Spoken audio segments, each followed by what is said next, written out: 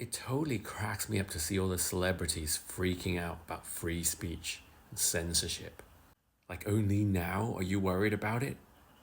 Have you been in a coma for the last 5 years?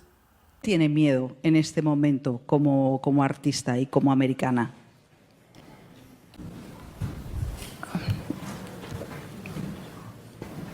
It's obviously a very difficult question, only to say that I love my country, but I don't at this time recognize my country. I've always lived internationally. My family's international, my friends, my life, my worldview is equal, united, international. So anything, anywhere that divides or, of course, limits personal expressions and freedoms and from anyone, I think is very dangerous. And I think these are such serious times that we have to be careful not to say things casually. So I'll be careful during a press conference, but to say that, of course, like all of you and everyone watching, these are very, very heavy times we're all living in together. Have you been asleep for the last 5 years, Angelina? Did you get trapped inside some tomb that you were raiding? So all of a sudden you're concerned about free speech just because some private media company stops and thinks, maybe our viewers don't want to see comedians making jokes about people being unalived for their political views. And the thing is, if you really must joke about somebody's death, or if you want to keep insisting that he deserved what he got, you are free to express those views. You're not going to be imprisoned for that. But your employer, who's paying your bills, might think that's not really the image they want to project. Because they're free to make that decision too. An example of true infringement on free speech is the British police arresting people for offensive tweets. And the UK actually holds the current record for this, far exceeding Russia and China and other so-called backwards totalitarian regimes. But Canada's pretty good at that too.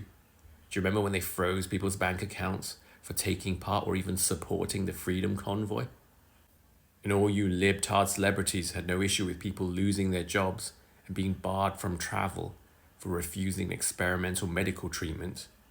You had no issue with people being vilified and deplatformed and having their careers destroyed for asking important questions that should be an integral part of the scientific process. People like you, Angelina, are actually complicit in the war against free speech and free thought. I still think you're a beautiful woman, and I think you can act. I don't know, I've not seen any of your movies. But the only reason you're now complaining about censorship is because Republicans are now finally playing Democrats at their own game. No, I didn't just run and put on my red hat so I could go further into far-right conspiracy land. It's because I started this video at home and now I'm out. But yeah, Angelina, I'm sure you're a loving, sweet mom.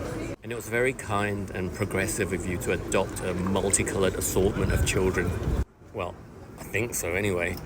I mean, I hope you didn't adopt that Vietnamese one in order to plug him into some adrenochrome extractor, to harvest those superior Oriental genetics fresh from source. I mean, not that I'm a yellow supremacist or anything like that, but we've all heard about Asian don't raisin and good China don't crack. I know he's Vietnamese but not Chinese, but that's just a technicality. All Orientals are from China. Have I said too much? I'm just exercising my free speech. I live in the UK, so I hope I don't get locked up for offending anybody. I know you guys in America really want to be able to continue celebrating or supporting the unaliving of people for their political opinions.